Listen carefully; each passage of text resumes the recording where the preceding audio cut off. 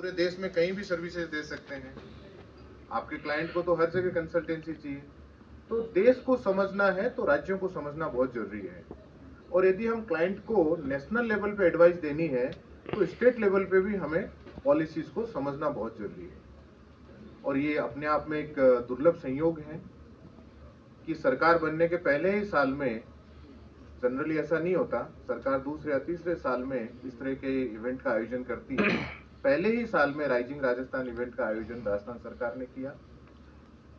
लगभग 35 लाख करोड़ के एमओयू तो ऑन रिकॉर्ड उस दिन इनॉग्रल था, ऑनरेबल प्राइम मिनिस्टर आए उस दिन हो गए, और मुझे लगता है कि 3-4 लाख करोड़ के शायद अभी पिछले 5-7 दिनों में और हो गए होंगे। तो मोटा मोटा 40 लाख करोड़ के एमओयू हम मान के चलते हैं। 40 लाख करोड़ के एमओयू में धरातल पे कितने आएंगे एक बड़ा विषय है। लेकिन जो लोग जिन्होंने एमओयू साइन किए हैं या प्रोसेस में हैं या जिन इंडस्ट्री से आप जुड़े हुए हैं, जो आपकी इंडस्ट्री से सरकार के साथ डील कर रहा है, उनसे आप पूछिए। आपको पता लगेगा कि सरकारी जो मशीनरी है, ब्यूरोक्रेट्स है, वो किस तरीके से आपके पीछे लगे हुए हैं कि साहब आप जल्दी से जल्दी ये एमओयू धरातल पे आए। तो इस बार जो सरकार है वो इन एमओयू को लाने पे इस इवेंट से जुड़ा हुआ हूँ, सरकार से जुड़ा हुआ हूँ, इस राइजिंग राजस्थान इवेंट से भी जुड़ा, और हमने कार्यक्रम भी किया था जहां आपके चेयरमैन और आप में से बहुत सारे लोग उस कार्यक्रम में थे। ये धरातल पे आएंगे।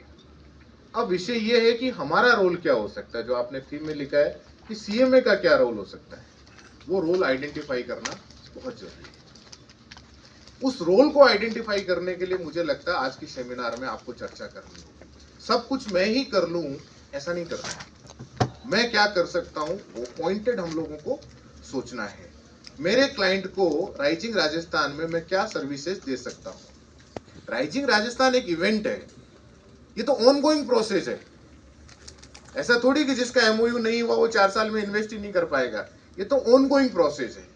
तो राइजिंग राजस्थान के जो 35 लाख करोड़ का जो एमओयू हुआ है, किस कैटेगरी में कितना एमओयू है उसको हमें एनालिसिस करना है।